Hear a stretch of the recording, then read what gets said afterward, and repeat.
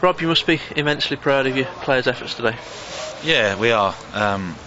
We just said to him in there that the fact, and that word is not to be used, lightly. To be proud of the team because of the performance that they put in was the one that we asked them to put in. Before the game, Paul and I have watched the video of Rotherham when they beat Rotherham here, and I spoke to a couple of managers about the way that they play, and we came up with a game plan. Proud of the fact that they've stuck to it, the players, and they worked their socks off. And York City, who have been on a 7-game unbeaten run, have had to change their formation to try and combat what we're doing. They're a team that likes to get the ball down and play nice passing football.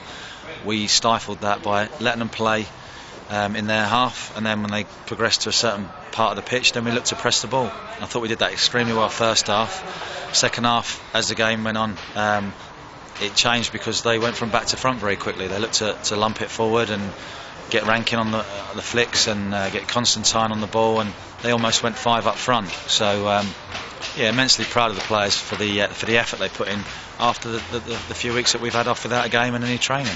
And some terrific defending, but for all the pressure, probably James only had the one real save to make. There was some terrific defending because people were putting their bodies on the line, but like you say, that said, Macca's had one save. Yeah, granted, their keeper hasn't pulled off a number of saves, but the one he couldn't save is nestled in the back of the net from Spencer. So we're happy with the victory and another clean sheet. And you got back to scoring a goal from a set piece. Probably not the delivery you'd anticipated, but in it went. It was a poor corner, and he'd taken one from the other side, scuffed it a little bit.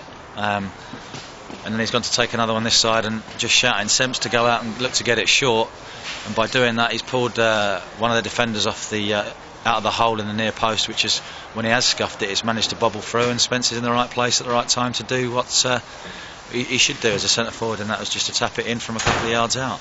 And it was a big challenge for you coming here today against a team in a high league, a full-time team, but you matched them and got the result you ultimately wanted.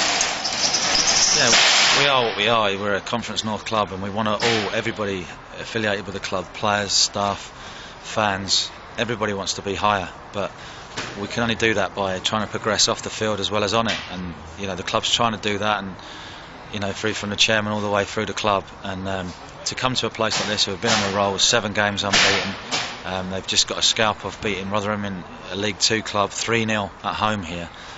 I'd like to think that shows a little bit of how far we've come in the 18 months since we've been here. And I'm not talking about plaudits for Paul and I. I'm talking about everybody, from the fans starting to get in and pull in the same directions to the stewards. Everybody at the club is now being a lot more positive. And when we came to Boston, there was a real negative, and understandably so, vibe around the place. We're still getting that occasionally, but I think we'll always have that. I think that's just the way it is, but we need positivity, and it isn't always going to go our way. There's going to be upsets when we play other teams, and the Droylsden one was a bad day at the office, but I think the club can be proud that the fact that they've had more good days recently than they have had bad days. And into the second round now, so who do you fancy, presumably after today, and probably the form team in non-league football you've beaten, so I presume you'll take on anybody? Yeah, I'm not bothered really. I've not even thought about that. All I've thought about is Hyde on next Saturday. As soon as the game finishes for me, the FA Trophy's put to bed, and that might sound a little bit overly professionalism, but it's done, it's dusted, we've won the game, and now we're in the hat. When the draw's done, then we'll take who we get in the draw, but doesn't detract from the effort and the display that they've put on today. But now that can't be tarnished by not putting in a performance next week at home against Hyde. For me now, it's back to the bread and butter and the games that we're desperate to win to progress through the league. And a really testing time for you now, 5 games in a little over 2 weeks, so the whole squad will no doubt be utilised. Yeah, they will. I've just had this conversation with somebody else, but that's the same for every club. I think now we'll start to find out the runners and the riders at the top of the league, because a lot of clubs possibly now, with the Christmas period and all the games, if there's any more cancellations, then some clubs might have to trim their squads a little bit, but hopefully we can run at a constant level, and we're working with sort of 19 players now that hopefully they can all step into the first team and do a good job.